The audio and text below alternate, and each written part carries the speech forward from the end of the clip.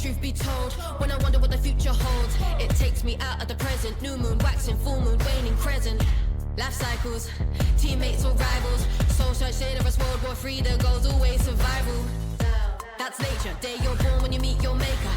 Tears start chasing paper, burning trees or melting glaciers. But truth be told, when I wonder what the future holds, it's impossible to process, so I stay focused on my progress.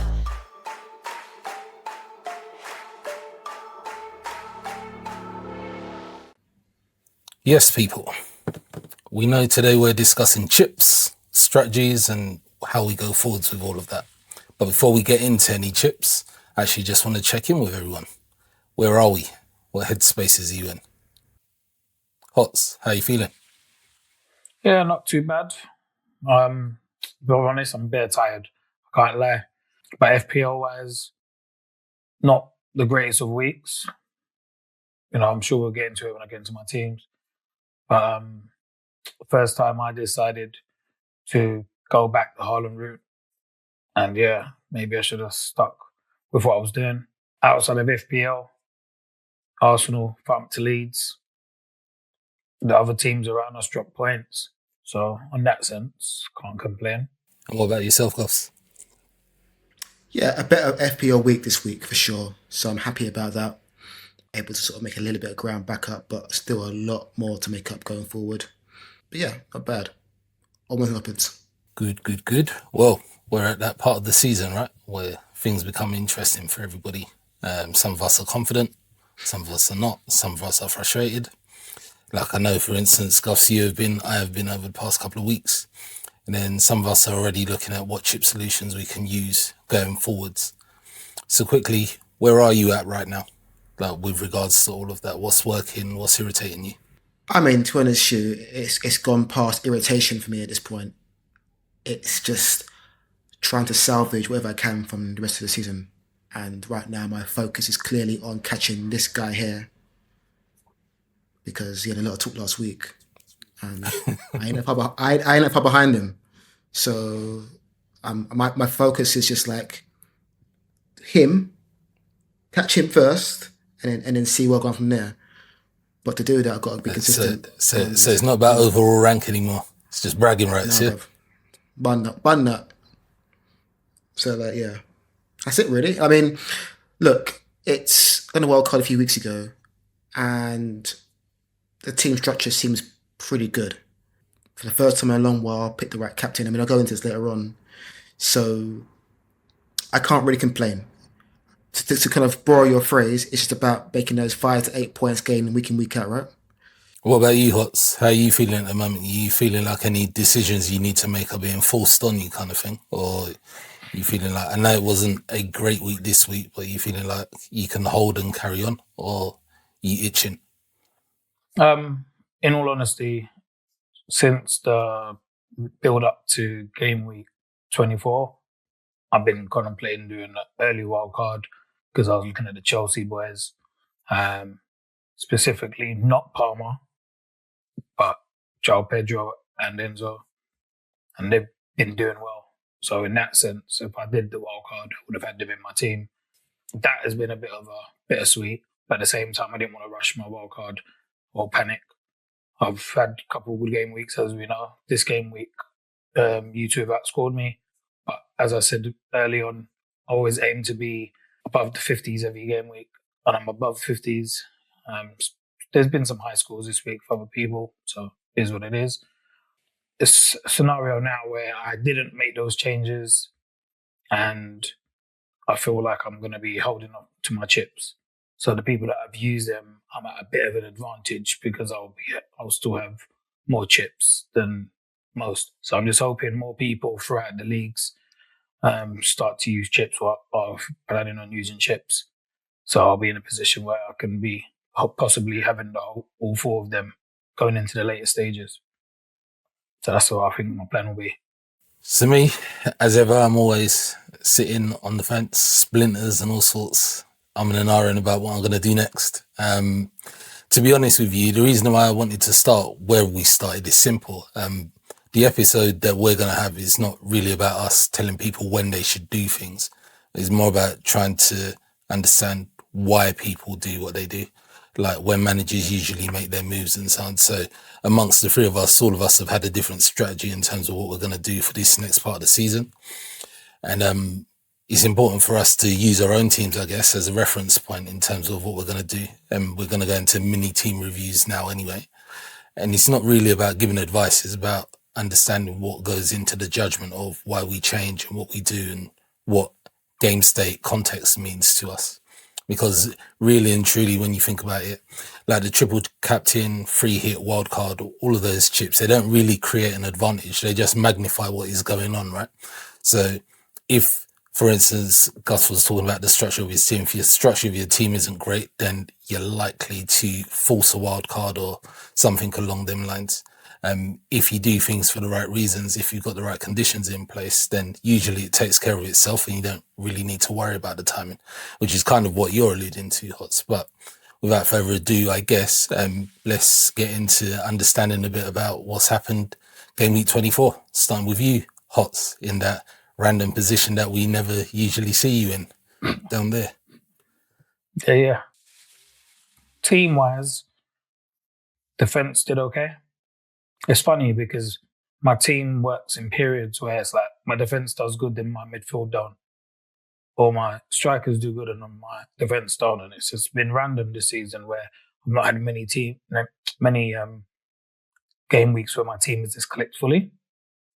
But I've just been getting by above average. But this week in particular, I decided, you know what, Tottenham, who I don't particularly rate, probably going to concede, and Haaland probably will get on a goal sheet, which evidently didn't happen. And I think in the outro of the last episode, or whatever part of the show it was, I said maybe I should just go for Semenyo again, and I didn't. And I knew the template going around fellow content creators were Bruno Fernandes. And I thought that would be a good shout too. And I was umming and ahhing about that. But I just thought, you know what? Let me just go Haaland. Because it's been so many games and it didn't work out. So captain was the wrong decision. And I'm a person that believes that when it comes to your captain choice, it's very important. It can break it or make your week. Because if you've had a poor team performance, your captain, getting the right captain can work out, especially if you go against the popular choice. If you don't get the right captain and then you've got a good team, then that usually balances that out. This week, I got the wrong captain and a majority of my attacking players didn't perform. i.e. Saka, who's my differential, didn't play. So then I got Calvin Lewin off of the bench, which obviously my Arsenal double clean sheet at the back wasn't impacted, so he got 2. In regards to Thiago, who's, had that little streak when I took him out and I put him back in, and he's now gone quiet again. He got 2. Semenyo did his thing, got me my goal. Bruno, who I put in, delivered, got 2 assists. But then man like Rodgers, basically the rest of my midfield didn't perform. I was disappointed about Saka in particular though, because that's my differential and a lot of people got rid of him. So I was hoping for him to shine in that game. And, we beat Leeds 4-0. So I'm sure he would have been involved. But it's one of those weeks. So it's not the end of the world. I'm glad I gave some inspiration to Guffs because he said that he's after me now. So cool. Him saying that has just made me just make sure that I keeps me on my toes in that. So it's good to have some healthy competition amongst us, number one. But I'm sure our goals are really just to all of us to just climb that league, and that's my main goal still. He gave me a gentle reminder that he's coming for me. So hopefully next week I have a better outcome. Let me ask a question, Hots, yeah? Cool. Do you think Haaland is now the safe pick?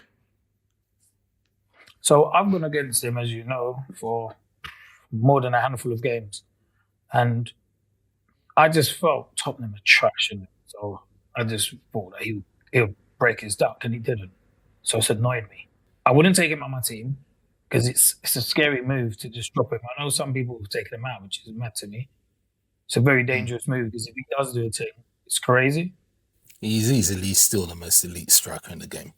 Yes. You said, that's crazy to take him out. Right. But going against him as captain, I can see me continuing to do that. I'm not saying that means I definitely won't be captaining him this week. I can't even remember who City's got, but that will come to mind. Liverpool. Yeah. Again, that's not a defence that I'm impressed with, but they had a little decent win for them. I just feel like Haaland's someone that ain't coming up my team.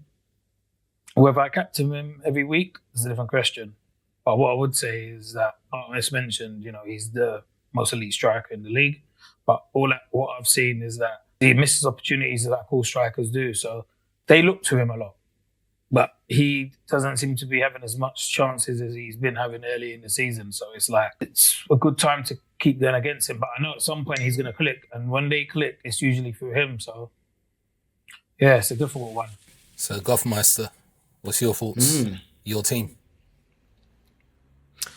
Well, like I said, this is a much better week. All things being equal, I'll be in the 70s for the first time in a long while. So I'm happy about that. And I think, to jump on Hotz's point, the captain was the one that kind of gave me the foundation, right? So I did go Bruno Fernandes this week. And he was always going to be my captain. And thankfully came through for me. So, once he kind of got the 2 assists and the bonus points, that put me in a good sort of situation going into the City game against Spurs. And I was just praying that Haaland didn't do much, which him getting the assist only really kind of helped me get the edge on certain people. Rest of my team, obviously the double clean sheet from Arsenal at the back. I think most people have got at least 1 or 2 at this point, so it's kind of I cancelled out at this point. But it was still parts of my team that didn't function particularly well, which I guess is a good thing that I've got 70s without people like Rice and Rodgers performing. Yeah, I'm very happy with how the game week went. And I need to kind of have about 3 or 4 of these in a row now to kind of make some inroads and trying to get myself back into a decent position in the league. But yeah, I'm happy. So from my standpoint, finished in the early 70s, done relatively well. Went with Haaland this week. Reason behind all of that was with Bruno, he was my vice. Thought about him long and hard, kept on debating, and ahhing before the deadline. The only reason that I didn't go with him is that I feel his outputs are usually assists, that kind of thing, whereas I thought in the game against Middlesex that Haaland was going to come back with a plum. Unfortunately, he didn't. When he got the early assist, I was thinking, okay, all you need now is a goal. To the point where I even forgot that I had Semenyo in my team. I was just focused on Haaland because I knew that it was the captain that would make a difference. By the way, with regards to my overall strategy that I've got at the moment, where I've wanted to get between 5 and 7 over average, I can see at the moment I'm 15 above average, which means I've made some inroads into that overall rank. Still haven't quite got under the 3 million mark, but is where it needs to be. Star performer for me, I guess, was Ekatike.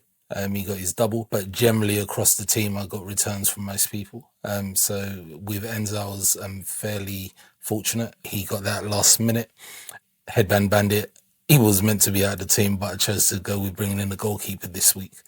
And he got me some points, which obviously gives me a dilemma for what am I going to do this week coming up, whether I think it's time for him to go or not. On the face of things, structurally, it probably is a time for him to go. But that said, no real worries came out of this week. The goalkeeper that I went for, Jose Sarr, I went for him more because of the spikes that he's able to get as opposed to me expecting any clean sheets out of him. Like, they will come, I guess, sometimes. He is volatile and he brings in spikes. I'm likely to get a premium keeper in when I do wildcard eventually, although I don't have that planned out for the next couple of weeks. For once, not much for me to say other than I need to continue building that structure. The only risk that came out of this week for me was James. He got rotated, so he starts becoming a minutes risk for me again. However, depending on what happens in cup fixtures this week and so on, I think in reality he'll probably be okay now and nailed in the team until Europe starts up again. So that's a problem and a bridge for me to cross when it comes. When you say about Gordon structurally needs to come out, what do you mean by that? So he has generally been a minutes risk over the last 6 game weeks. He doesn't complete 90 minutes. That was his first return in about 4 or 5. So the issue that I have is he's 7.5 million. There's value that I could distribute elsewhere, or I could get somebody else in that is cheaper as an enabler and then put more money on my defense. So structurally, I think my thought process is basically to have 2 baseline midfielders, 2 that will give me relative upside, and then 1 that has got potential. Gordon is the one that has got potential, but he's a minutes risk. So I need to make sure that role's sorted out and that I've got guaranteed minutes, because that will help for eventualities in the future with bench boosts, that kind of thing. That's the reason why structurally, he was one to come out last week when I was looking. It was just that there are 2 areas that was structurally a problem for me. Is goalkeeper, or do I go with moving Gordon? And the fixtures didn't look particularly wonderful for any of these alternatives. That was the reason why I ended up going with Saar. I mean, there's lots of good assets around that 7 to 7.5 mark, right? You got the Rices, you got the Brunos, obviously you got Gordon running your team, Semenyo. There's quite a few good people who you can just swap in and can probably give you an uplift without having to sort of change structure. Does that? I have Semenyo. Like, so it's. Do you have Rice? For me, I don't have Rice, but I'm not interested in having too many Arsenal players at the moment. So it's, if I go for somebody else, I would imagine that I'm going to end up going for somebody premium. I've got money in the bank, but again, it's just whether I see someone that equals the criteria that I've got for an entry point into the team. Once we've got that, then I'll make the move. And like I said, I was very near to doing that. I've got a few people on the watch list at the moment. I was very close to making a move on Gordon, but the goalkeeping situation, Vicario had to go. But I guess it's time for us to start getting into the main theme of the episode. So as you highlighted, Ark, this week we're talking about chips, how we think about chips, how we play chips. And the first question that I guess I want to sort of tackle is, when is the optimal time to play a chip? And, I thought about this question over the last few days, and I've kind of gone against what I think should be the way you would play your chips, particularly your wildcard. I think in an ideal world, when you're playing a wildcard... Glad you said that before I did. I think in an ideal world... Look, we had the first half of the season, right, where we had the first time ever where we had chips in the first half. A bit of experiment. I think the first half of the season is a little bit different. I don't think there's really an optimal time. I think you just kind of pick a time where you feel comfortable, where you feel there's going to be some upside, and you play your chips. The second half of the season, I think, is different, because you have double game weeks, you have blank game weeks. So I think playing your chips at optimal time becomes more relevant. And in an ideal world, when you're playing your wildcard chip in particular, you probably want to try and play it as close as possible to your bench boost or triple captain, because the point is, right, is you want to get the maximum you can from those big game weeks. So ideally, you want to line your team up so you have all the best players, you have the best double game weeks, and you can hit that double game week hard for triple captain or bench boost. So that's how most people play the game, and that's how I think you would try to get the optimal amount of points from those 2 other chips. Clearly, I haven't done that, and I've got another route, primarily because I felt that I needed to kind of go another way and play catch up and try to kind of eat some ground before those guys who potentially, like yourselves, are going to play the chip later. Now, I'm going to have a difficulty, right, later in the game, because when we get to that point where we have the other chips to play, triple captains and bench boosts, you guys can have the opportunity to line your team up correctly for that. And I'm going to have a bit of luck on my side to make sure that I've got the right players in my team in that time to get as much points as possible in that double game week. And hopefully I will. But, if there's injuries to players in my team, if there's rotations because Arsenal or City are in cup conditions in Champions League, I'm going to have an issue where you won't, right? Because you can basically put the right team in a given moment. But don't you think that's all dependent? So I know you're saying that there are optimal times, but like to an extent, I'm not even sure that there is an optimal time. It's more about optimal conditions, right? Like whether so you spoke about if you're feeling comfortable around doing something, and I guess that's probably the biggest part of any strategy with the chips, right? Are you actually comfortable with playing the chip, or are you being forced to do it because you think that there is something that is driving you to do that? I guess, like, because you've touched on it, right? Like most people, they anchor to the fact that there's double game weeks, or like there's fixture swings, like we was talking about last week, right? Or like the expected ownership of like a particular player is like spiking, so you think, oh well, like I've got to do things. But I don't know, I feel like some of them are more signals than they are guarantees, and guarantees is what you're looking for when you're going for the chip. Or I'm saying that from a personal angle, not necessarily saying that is for you, but I think it feels like there isn't an optimal time to me. I think there is. I wouldn't have played my chip now had I been in a better position in the league. If I was higher up the league and I was sort of, within relative touch distance of the top, I probably would have waited. But I was so far back, and I am still far back, that I felt that week on week I was. Why would you have waited? Because, like I said, every year I play this game, I've always tried to play my wild card close to my other chips. I think that is the safest way to use the wild card in particular. But I was losing like 10 to 15 points every game week. And I had to weigh up the two options of, do I carry on with the strategy of using my wild card late and potentially keep losing 10 points every game week to the point when I play it in 31 or 32, I've lost 100 points to get to this point? Or do I take a risk, try to get my team structurally right now and hopefully make some gains? And look, it can go well, it can go badly, you don't know, right? The game has a little bit of luck in it. But, I played it 2 weeks ago, and okay, last week wasn't the greatest, but that was more because of my captain choice. But so far, my team is performing a lot better than it has been. So I can't say it's been necessarily a bad choice. What I now need is that little bit of luck on the other end. When you go play your chips around game week 30 or 31, whenever you're going to play it, hopefully my team will still You didn't know, fit. you're trying to plant seeds in our minds. Yeah? Well, I'm just saying, look, I think that the strategy that a lot of content creators are using is to play the chip either 26 or to play it potentially 31 or 32. So those are the two sort of the main theories that I keep on hearing out there. Hopefully I can get to that point and I still have a relatively strong team where one or two changes in my team and I have the same sort of team guys you have, right? But what is really important for me is to ensure that going up to that game week, that I'm locking in the points, I'm still getting the 15 points above Hearts and above you. So even if I have a sort of a down week compared to you in 32, I've made up so much ground before that it doesn't kind of matter. So we'll see how it all pans out.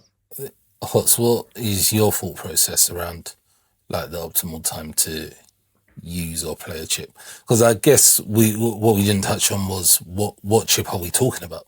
Because obviously you've used the wild card, but the other ones, were you being specific more about triple captain, Guffs, or was you thinking about like when do you feel is the right time for people to use a free hit, for instance? So ultimately, not to kind of repeat my point over and over again, it just makes logical sense to play your chips in the second half of the season based around the double game weeks and the blank game weeks. I think going against that is adding an element of risk into how your season can go. I'm not saying that going against that means you're gonna have a bad season. It could work out for you, but I think the numbers are against you if you opt to not play your triple captain and bench boost in double game weeks, in my opinion. And the stats show that. I think, like, I understand obviously where you're coming from with regards to when the optimal time would be to use them, but I think you alluded to it in what you were talking on when you said realistically in a double game week you can have somebody that actually only starts one game or does half a game for each game. And I guess that comes back to you're going to need some clarity around minutes, I guess. And and role stability. So not necessarily like me going into data and understanding, is this player playing? And so sometimes actually just watching real games on the pitch to understand, okay, eye test wise, what is happening? Is this person still playing in that attacking role, or are they not, type thing? But the biggest thing is manager incentives, right? Because at that time, depending on who you go for, most people are going for a triple captain from one of the dominant teams, right? And one of the dominant teams is normally in Europe, etc. So you then need to start wondering, okay, what's happening? Is their load being managed? Like, what's the league position? Where are they in Europe? That kind of thing. And so yeah, there's a lot to go into it, I guess. Like, Yeah, in terms I think of you trying to touched on a work good out point where to- there. I think minutes is a really important part of, what players you select for those double game weeks. And the other thing I would also add to that is because these double game weeks tend to come at the back end of the season, I always look at what teams have to play for. Because you have these teams which are kind of, safe in mid-table, not going to get relegated, not going to win anything, who, to quote the phrase, hit the beach early, right? So you sometimes look at that and you think to yourself, actually, Arsenal playing against this team, Arsenal going for the title, that's a team potentially they can slap, And then again, there are teams which, are bottom of the league, which maybe in January is an easy game, but in April, maybe Burnley, who have a chance of survival, can be a tough game now and they're fighting for their skin. Suddenly a game where you think, you're thinking should have been a triple captain for your player, actually doesn't become that anymore because now Burnley are fighting tooth and nail to try to stay in this league. So there's a lot of kind of thinking and understanding of who to pick, are there minutes restrictions, what the team has to play for, is there European games, is it FA Cup games, all these variables kind of go into how you manage back in the season.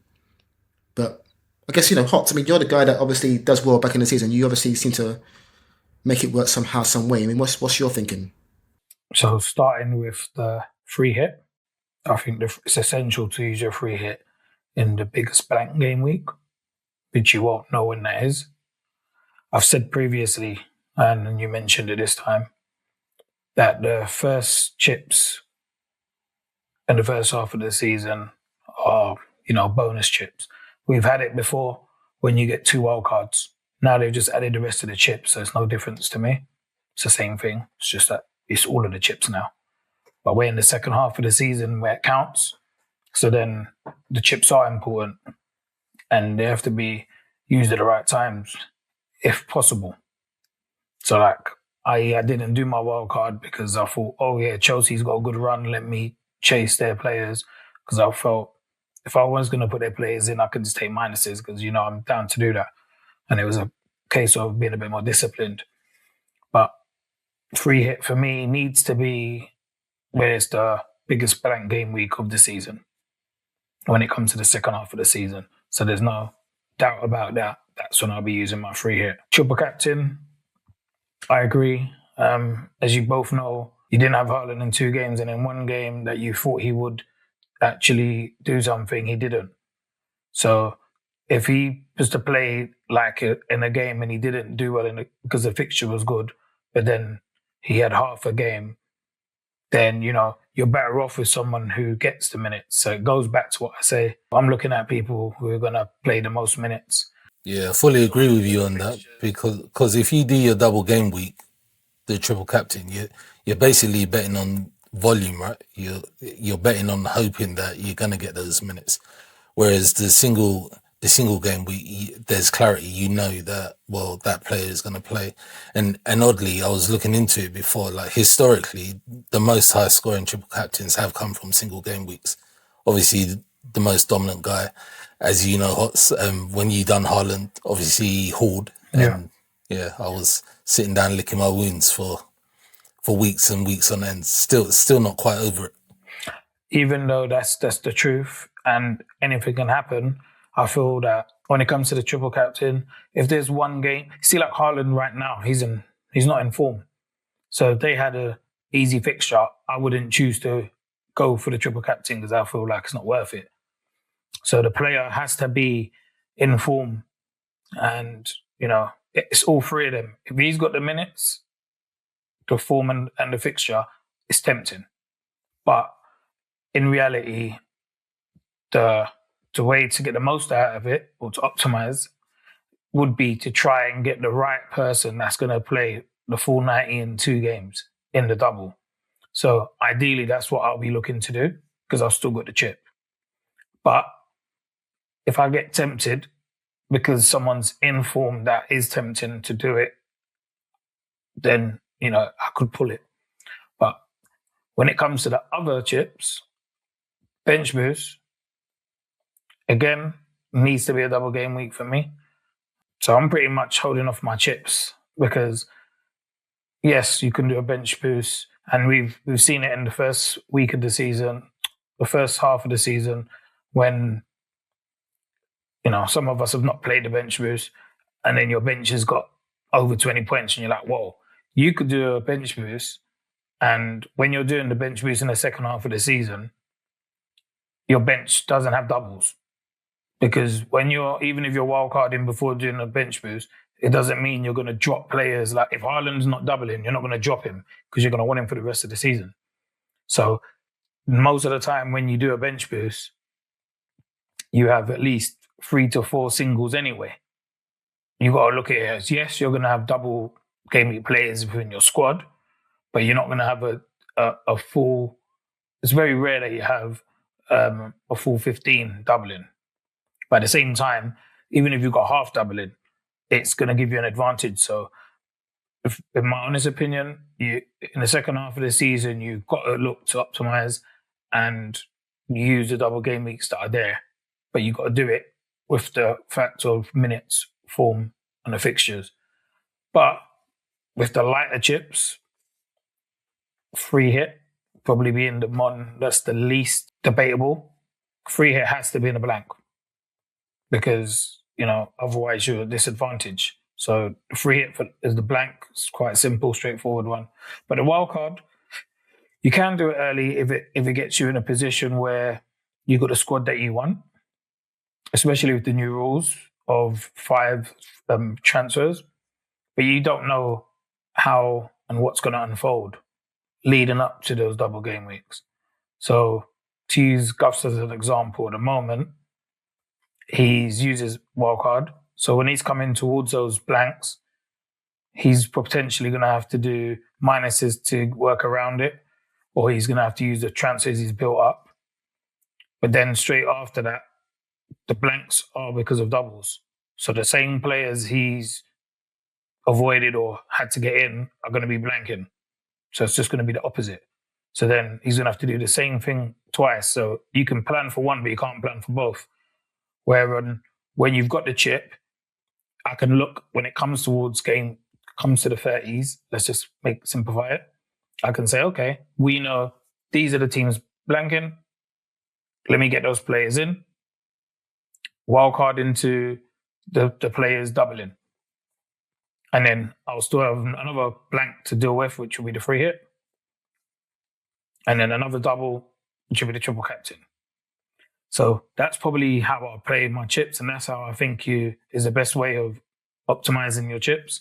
However, there is times where, you have to go against that, and, early wildcard may be necessary. But if that don't hit, it's not the best feeling. So it's a risk. I think people are not respecting the chips as much as they have done. Like from what I'm seeing, there's a few that's been used earlier than I thought. I think a lot of people are trying to play catch up. It's been a difficult season for everyone. People are being reactive. I think to optimize the chips, you have to just stick to, I won't call it habits, but I'll stick to what makes sense. And it's always going to make sense if you try to use your chips when you could get the maximum from them, even if you don't.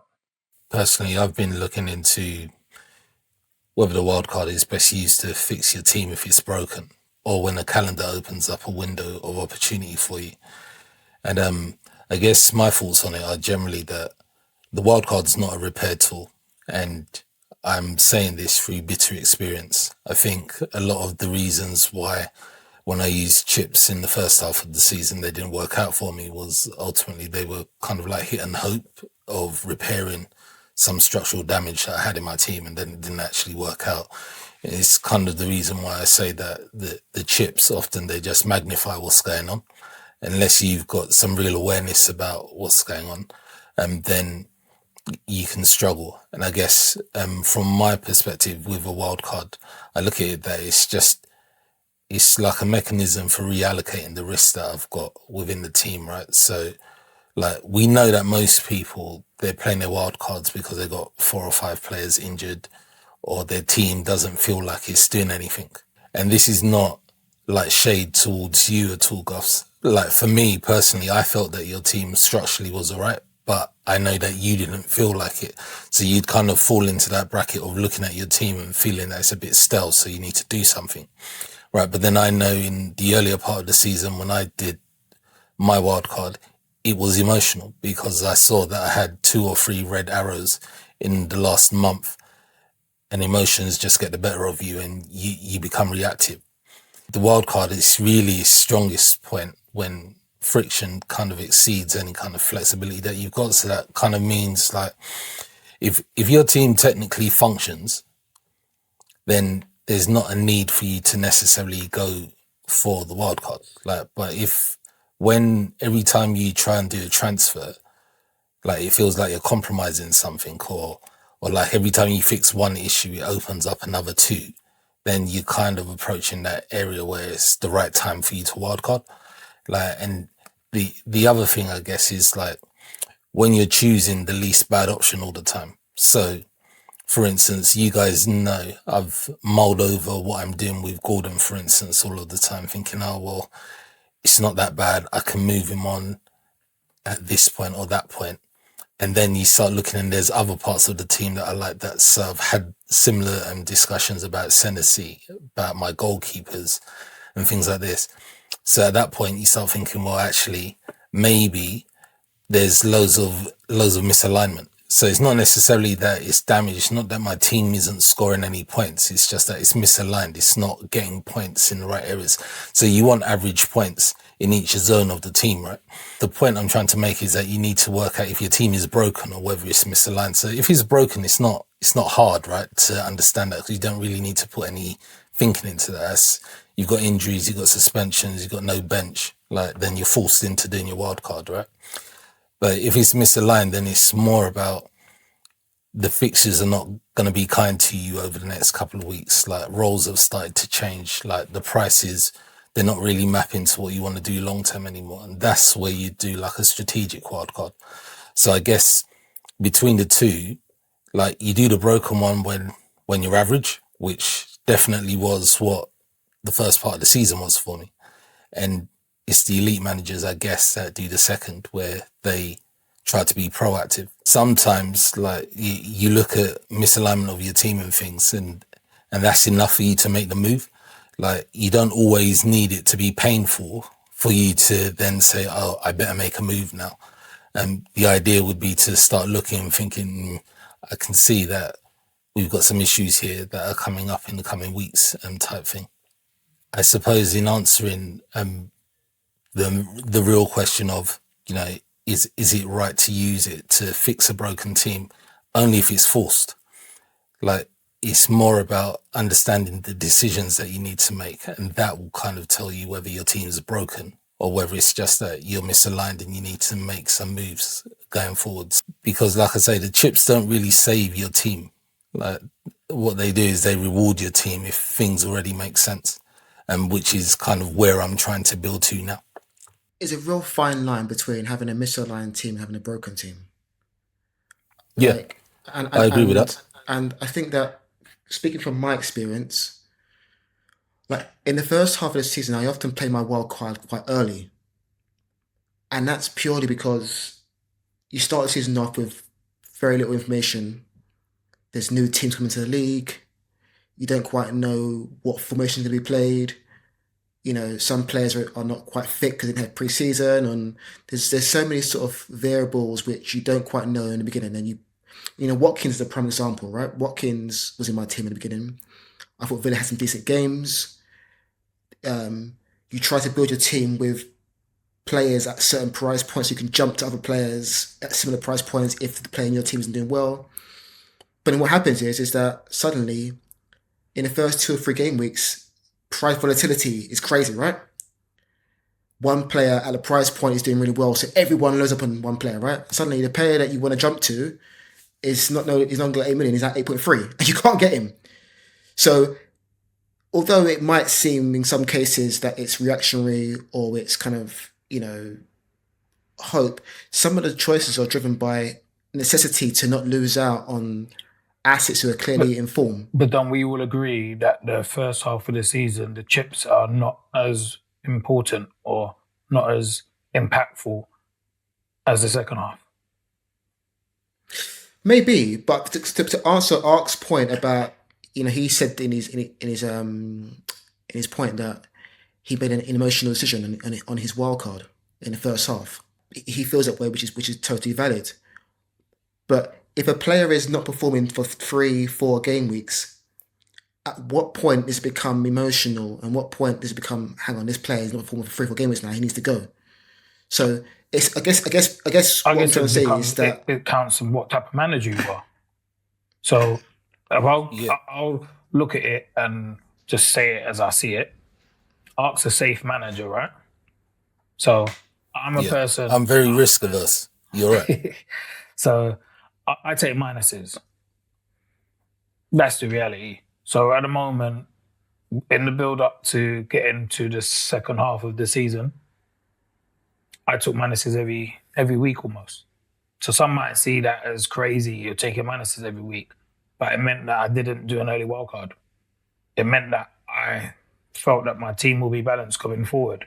I didn't do it just blindly every week, just doing minuses. Well, I have a strategy of I like to make money in my team. So at these points when players are going up, I'm looking at it and thinking, well, when I'm in my team, I'm putting them in now, not when they're gone up. And it might force my hand to do a few things that, that's necessary. But when I'm approaching the second half of the season, it's not just a free-for-all. I'm not just like, let me just make minuses for the fun of it and being a daredevil. I'm actually thinking, okay, I want these 2 players in and I want them in now before they go up. And yes, I know that there's going to be a fixture swing coming, but if I want these players, I would put them in at that point while doing the minuses. So now I can build up my chances if that's what I want to do, or keep my chip. So for example, when you did your wildcard in the second wildcard, that to me was like a yes. You used a chip early. Now will it work? So when I saw your actual team, I was surprised. Because me personally, if I'd used my wild card early, I would have had Chelsea players in because I know they've got a strong run of games in the next game or so. And you didn't do that at the time. So that means that you're going to want to put them in. And you're going to have the temptation to. And if you don't, you're going to ride out past their easy fixtures. So then I'm not taking advantage of the fixtures that are coming up by doing an early wildcard. Now, I understand that you felt that you may have needed to change your team or whatever, but me personally, I would have been using the same thing about minutes, fixtures, and form. I think Chelsea is an anomaly because Chelsea are their team fluctuates so much from game to game week. I mean, João Pedro is a clear example, right? Thankfully, he came off me this week because he got a goal and assist off the bench. But 1 week he's on the bench, 1 week he's playing. And that goes for a lot of Chelsea assets. I mean, Art alluded to that he's got James. James is the captain of their team. He hardly got any minutes this game week. So, yes, I agree with your point. In reality, look at Chelsea's games. Do you want me to name you 3 players that are guaranteed for minutes? Well, Enzo is a guarantee. So that's one. I'm sure to say. Chalobah is another one. Okay, but the reason why I didn't pick those players is with Chalobah's case, Chelsea don't keep clean sheets. I haven't been for a long while. We saw against West Ham, they conceded 2 goals. So I wasn't confident in their defence.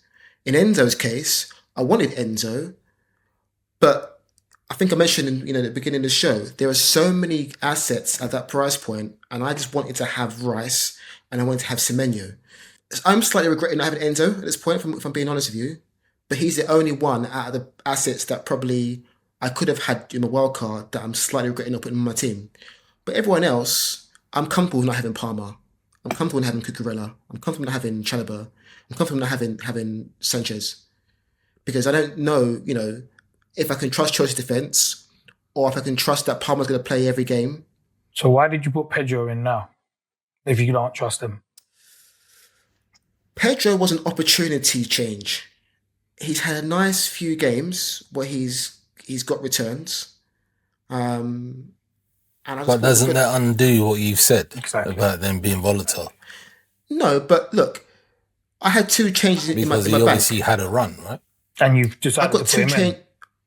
Yeah, but listen, regardless of whether we do wild cards or not, we still make changes, right? I mean, the wild card Yeah. is just so. Which is a fair point. So it doesn't really matter whether they're Yeah, wild but or not. I We're still going to make this changes. wasn't an attack on you. I said if I was in your position and I was doing an early wild card, I would have looked And that's to fair. target the minutes, the fixtures, and the form, and I would have looked at which the team has got the best fixtures, and that would have been Chelsea. So then I would have put someone from Chelsea in.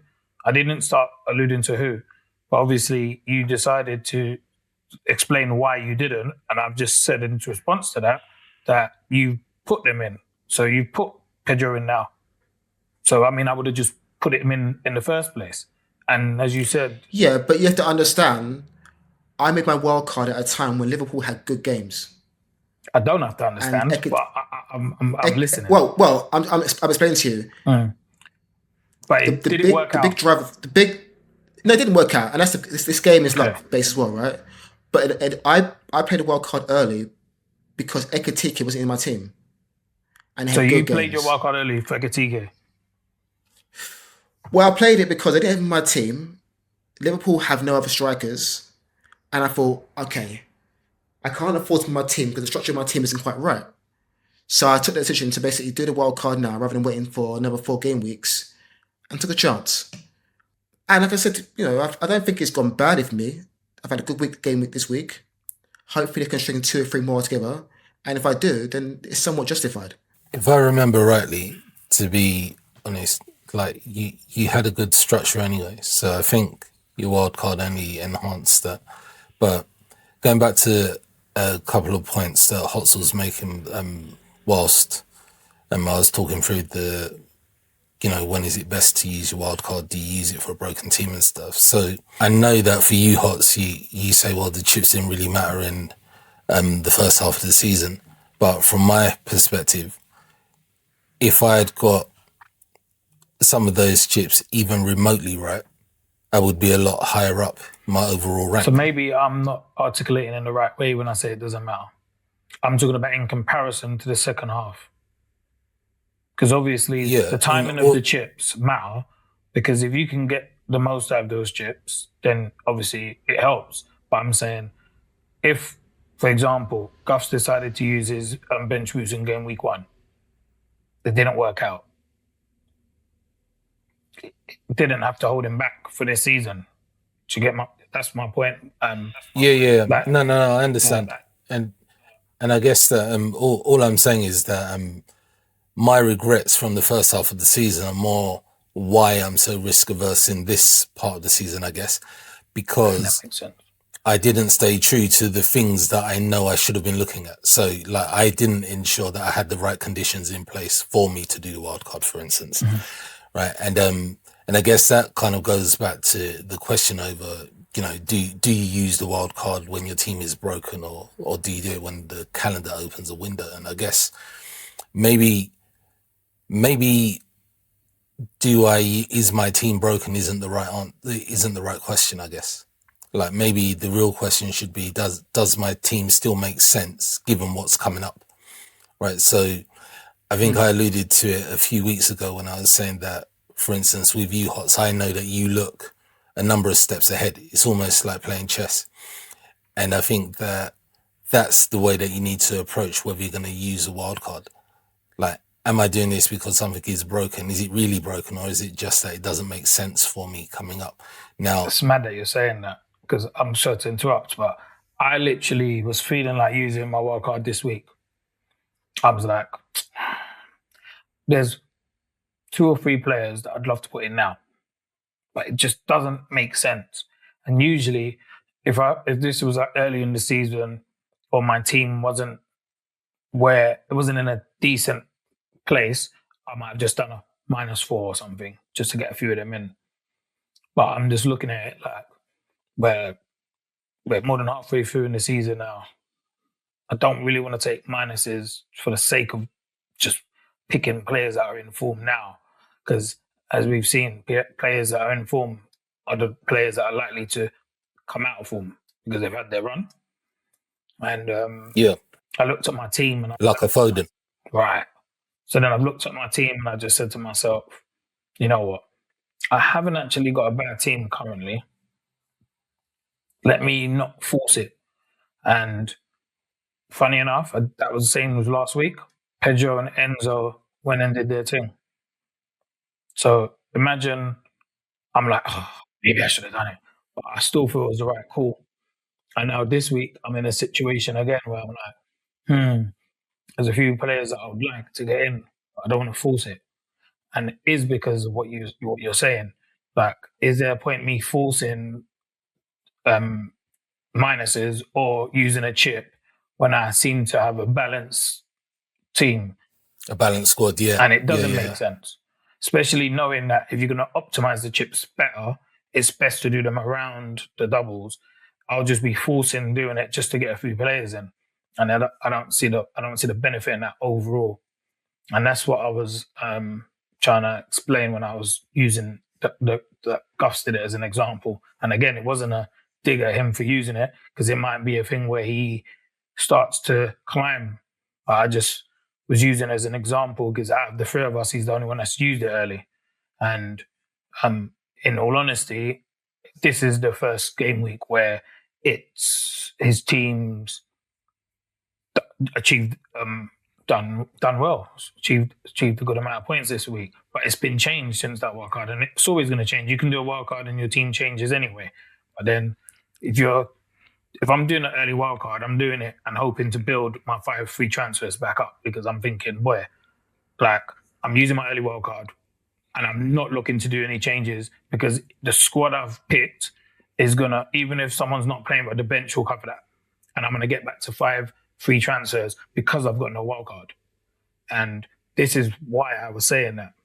And I'm not saying you was being defensive, Guffs, but my point is you haven't got 5 free transfers right now. So it's almost like I'm in the same position as you, but with the chip. It doesn't put you in an advantage, even if you have got a nice squad on paper. You've had a good week this week. There's a double game week coming in 2 more game weeks. Like, obviously, I'm hoping Arsenal's going to be in a double, because I want them to beat Chelsea in the cup.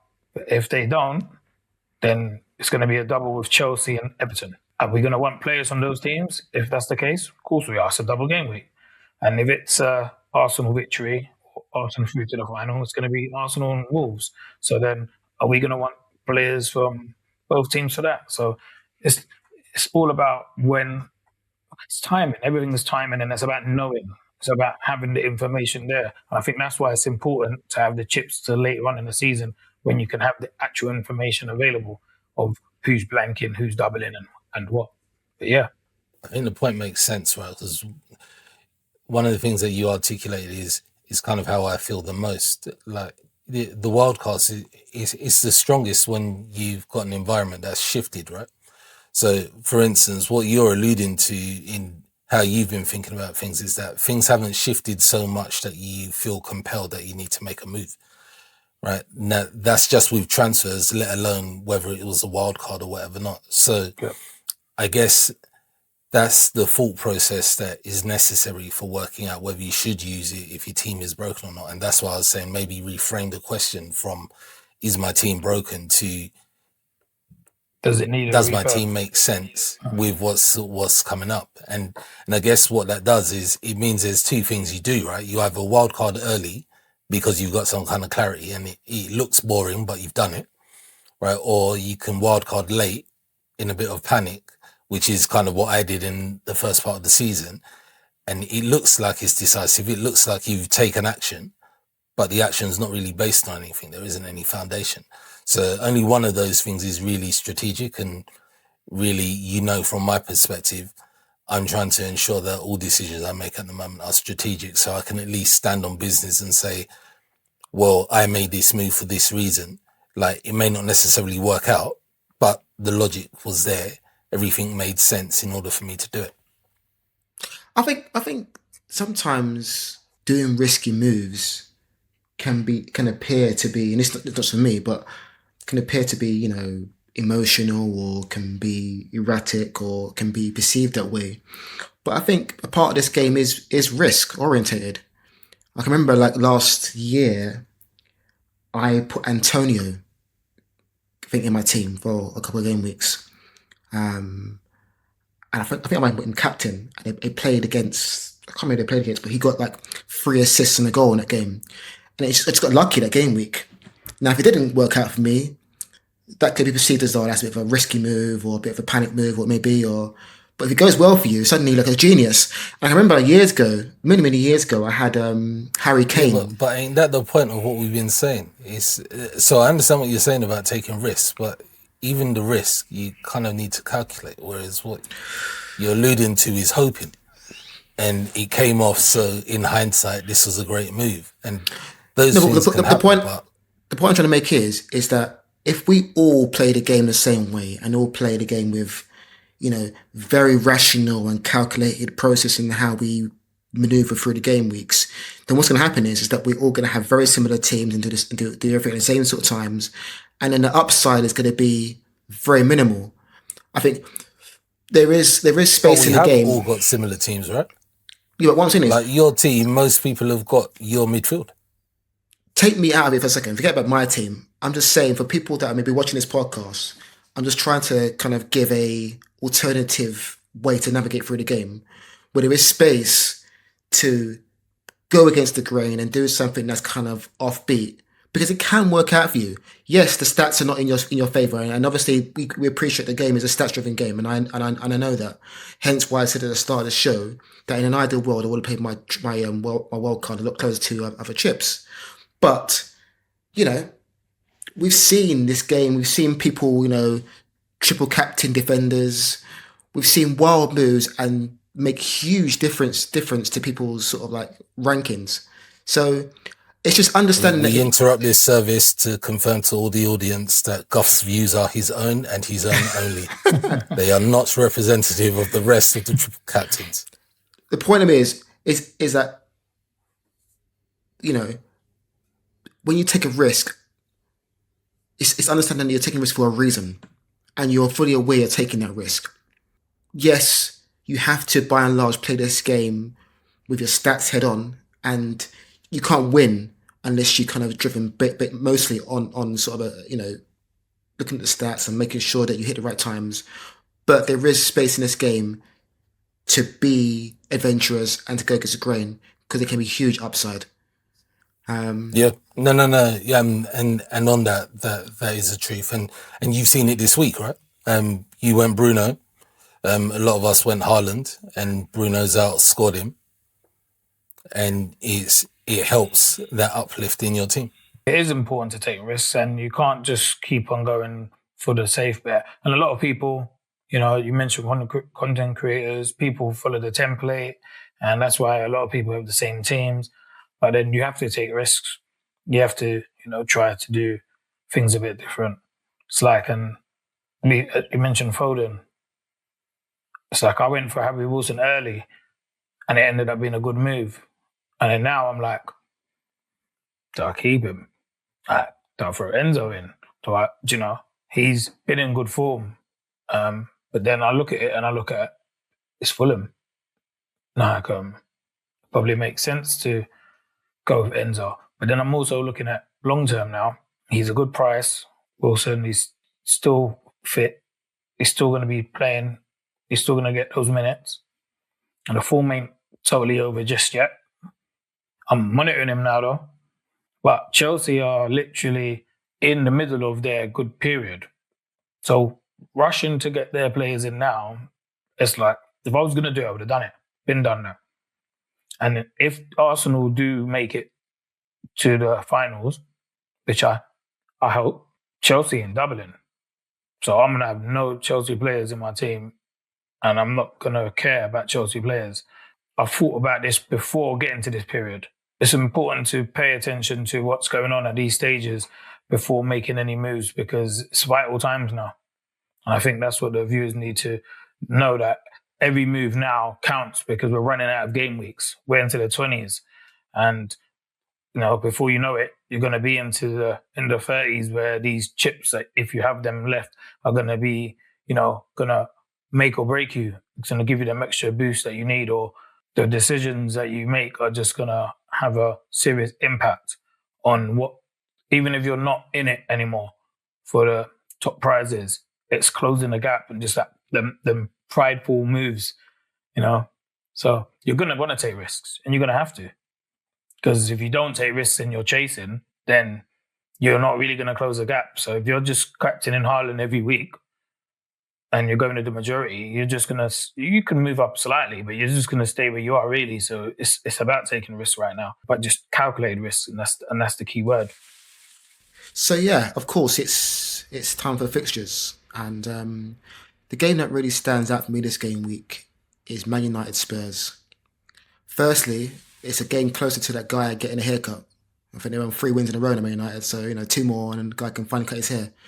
But on a serious note, Man United may have turned a corner now, and I'm looking at their assets right now. The likes of Bruno, Mbomo, Cunha, Diallo.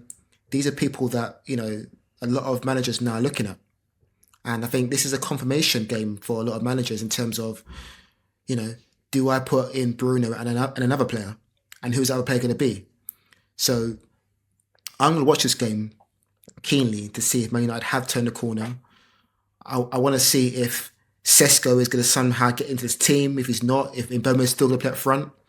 So, it's an interesting game. Spurs haven't been great this season. I know they got a draw against City, but they're wide open at the back. Romero came off injured. Van de Ven didn't play, I think. So I think it's an opportunity for Man United to carry on their form. So I'm going to watch this game keenly to sort of see if who out of those front assets are going to shine. But yeah. Have you got a quick prediction?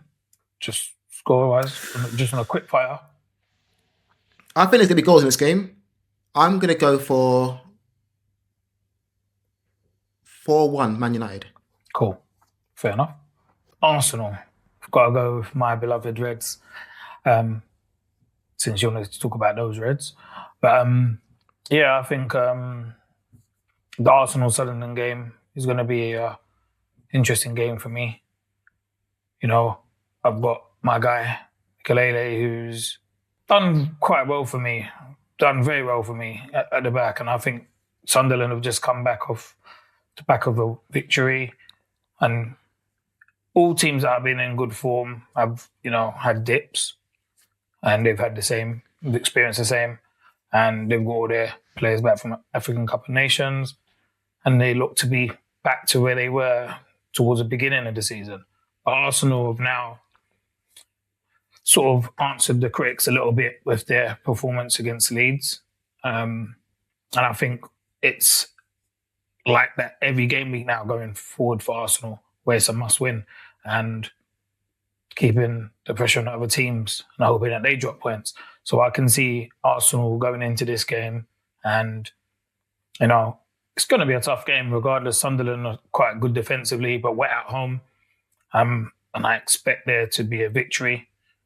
It won't be a walkthrough, but hopefully Arsenal make it one. And I just feel that that's a big game this week, because if Sunderland manage to, get a draw, and make us drop points, it's going to put the league back in a position where it can get tight again after a week where they've opened the gap a little bit. So that's an interesting game for me. I personally think Arsenal can do it. Score? 2-1, 2-0. Arsenal. Hoping for more. And a double clean sheet still. So I've been looking at the final game for the weekend, Liverpool v City. Very interesting game because of the fortunes of both clubs at the moment.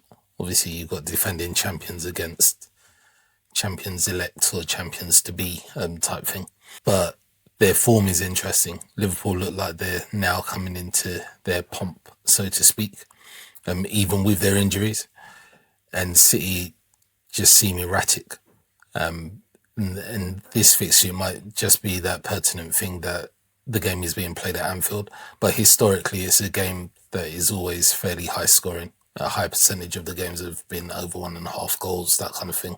But City structurally look really raggedy in terms of the hope was Gay's going there, so actually that shores them up. And that's an easy way into their defence because he's under 5.5. But as we saw, I mean, I don't know how he got away with not getting that own goal for that goal that Solanke scored the other day.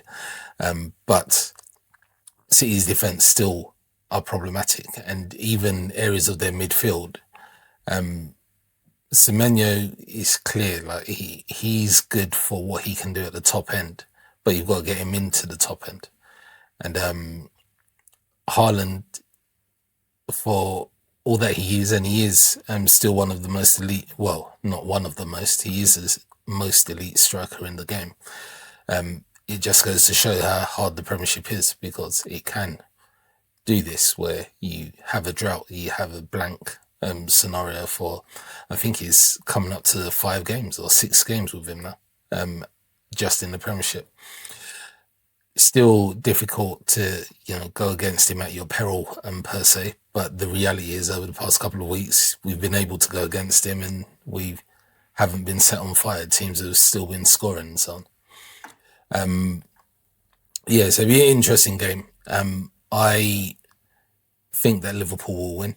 I just think they've got the bit between their teeth, and their star man for that game, I think, is going to be Wirtz. But who knows, the Egyptian king could come back to say that he's still got something to say. I think it will be 3-2 Liverpool. I also see Liverpool winning that game. And I think City know they need to win this game. And that's why that Arsenal game is important, because Arsenal go and win it and City lose. That is going to create that gap that's needed for any Arsenal fan and for the Arsenal team themselves. So it's an interesting one. But also, Arsenal need to win because their game is the day before, right? So they need that 9-point gap. That's right. And you go into that game knowing you're 9 points down. Imagine you go a goal down or you're 2-1 down and you're looking at it and you're thinking it's over. We want that. Definitely. Talking about these fixtures, it's almost like, we're considering City losing. I know it seem to all consider that as a big possibility. So I guess that makes captains for this week interesting. Yeah, the captain choices that there are, just going off of these predictors that many of these different systems use. We've got Saka predicted to score 6 points in this game week. Now that's interesting because we don't know what the situation is with Saka injury-wise. We have Bruno Fernandes behind him. We've got Palmer, and as you can see on the screen, you've got a mix: Haaland, Salah, through to Bowen, and even Wilson, depending on the fixtures. I think West Ham are playing Burnley, right? They're away to Burnley, correct? Yeah. Yeah. So, I can understand the logic behind that. But I find Bowen Saka's crazy. Very. Sorry. Saka's crazy to be the. I mean, it's just he's not been in great form. Oh wow! You just thought that you'd interrupt what I was saying. No, continue. It's just that Saka's crazy. I'm there talking about Bowen. Saka's crazy. Do you know what? I'm seeing this list. I'm seeing Saka at the top. And I'm like, how does that justify? But go on, please carry on. No. It's fine. You have the floor now. Just do your thing. No, I mean, Look, I think Bruno Fernandes is a very strong choice this week for me. We spoke last week about captaincy choices and decisions that go into making a good captain. And one of the points I made was how many routes to points is a key thing when you're picking a captain. And I think Bruno Fernandes hits every criteria for me right at this point. First and foremost, he's on penalties, which is a huge thing in this game. He does corners. He does free kicks. He's a huge assist machine. He can get DEFCON points. They're in form. He's in form. I don't think that he's going to get DEFCON points anymore, though.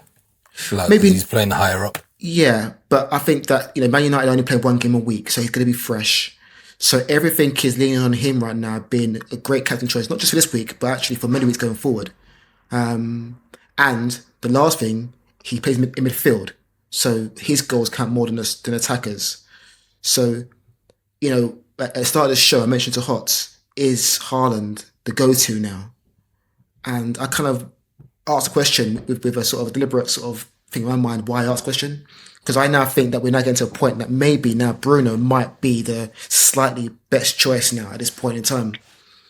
So given do the you fact that he's predict going to that play. Bruno's going to be the highest captain player this game week coming? I'm not sure. First and foremost, I don't know what the percentage of people owning Bruno Fernandes at this point. I know Haaland is still very highly owned, and that obviously counts. But I think that the gaps in terms of, in the past where Haaland's been 50, 60%, I think that won't be the case this week.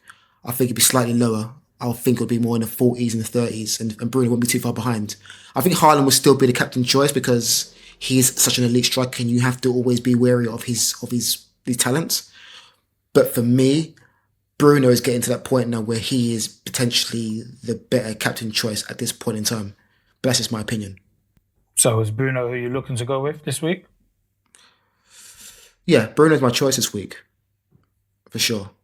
For the viewers that don't know, that means he's going to do something else. No. 100% Bruno is my captain. I believe you, but you have said 100% before and it changed. But I do believe you. I think Bruno's a good choice. I slightly feel like Haaland. I went with him this week because I think surely this guy can't not score a goal for another game. But he did it to me this week. So it's making me feel like, I should have just went Bruno last week. Should I just go Bruno again? But there's options, Going against Haaland is always a risk. But as we said, he's not in the greatest of form. I don't know if I want to say Bruno's in mad form. He got the 2 assists. I think United are playing better. And he's been pushed up the field. But he hasn't got a goal that I can remember in a little while myself. So I feel like he could be due, considering how Man U are playing. So Bruno for me is probably my captain as well. But I'm still open to try to look for a differential because I really don't want to have the captain that everyone's going for this week. And I think Haaland and probably Bruno will be the top 2. My wildcard shout for captaincy, Noni Madueke. Dependent on Saka's injuries. Laugh and laugh. But yes, he's as good a shout as any. If we're going by that fixture predictor, that's giving it to Saka. Because bearing in mind, we don't even know if Saka will actually be fit enough to play. I think it's difficult to turn away from the main 2 at the moment. I think that there are shouts as well for Verts or even at Ekatike, and bearing in mind that they're at home. But again, with Ekatike, the issue for me is that he's a volume-based striker. Now, is he going to get volume to the level that he has in a couple of other games recently against City? I'm not sure, although I've already said City's defence is very shaky. But we have the same for Liverpool, so you kind of it's a roll of the dice, right? Hence your prediction of 3-2. Yep. High-scoring game, so you can see, both teams scoring because they're both defenses are weak. I'm not specifically saying Gay. It's that brother next to him. I don't know his name. I've only seen him a couple of times. Ew. K. Kalashnikov. Do you know what I mean? Kalashnikov. Do you know what I mean? Kalashnikov, Him. He looks poor to me. I know he's going to be young. I don't know much about him, to be honest, but he looks poor. he don't seem ready yet. He's very fast. I'll give him that. Yeah, but It's it's not that. But It's yeah, not you- Olympics. you are So, right. do you know what I mean? Like he just look, he looks poor, and I think like Gay's gone into a team where he's got this guy next to him, and it's like he's having to do two roles there at the back. I think Diaz is not far away, and I think that will toughen them up. But for this game in particular, I see Liverpool scoring. So Gatike is probably going to be amongst that because he's the only striker there. It's going to be interesting to see how Man City approach this game, because historically Pep has hated playing against Anfield, and it's the one ground he's scared of. Now I know we're out of the sort of club era right now, and maybe he's got a different mentality. Liverpool ain't a team they were last year, years before, but it's the one ground where he slightly changes his tactics, and he might go a little bit more defensive. But you just I don't know even that think they've got the ability to change their tactics anymore. Like they literally are transition. They're trying to play transition. But did they get a new deadline day signing today? no. They didn't. No, I don't think so. So was that I think hearsay? it was just some random rumor. Yeah, so that's why I had to ask, because I saw it and I was thinking, that would have been a good signing for them potentially, but it's good to know. Well, you think that's about how they played against Arsenal. Yeah, when they played Arsenal, they played very, very defensive, right? So most although teams They are had us. no option. The Arsenal suffocate everyone. yeah, so they can play that way if they want to, and I'm just curious to see how they set up. Listen, they must. I know what you're it's a saying, but they must win. didn't. It's a must win. Yeah, but they didn't come to Arsenal to go low block. Like it's just how the game state ended. So I don't think he ever goes to any game trying to do that. But yeah, They're we'll going see. to Anfield to win, and in doing that, they could lose. So that's what makes this game such a potential for high scoring, and an upset. And whoever loses, Maybe we is put a sad. cheeky bid in for Salah.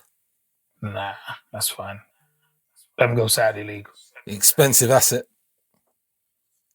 Nah, I'm not But interested. yes. As you said, we got Madder. Yes, very true, very true. Audience, listeners, viewers, like and subscribe, please. Log in, view us. I'm not saying that we're particularly statuesque and you should be looking to see the male Adonises on your screen, but it is useful to log in, have a look at the actual episode because of the graphics that we have going on. Some of them can point you in the right direction of some of the main themes that we've got going on. But as ever, like and subscribe, hit that button to get that notification. Get up to date with what the league is doing, and we will see you next week. Truth be told, when I wonder what the future holds.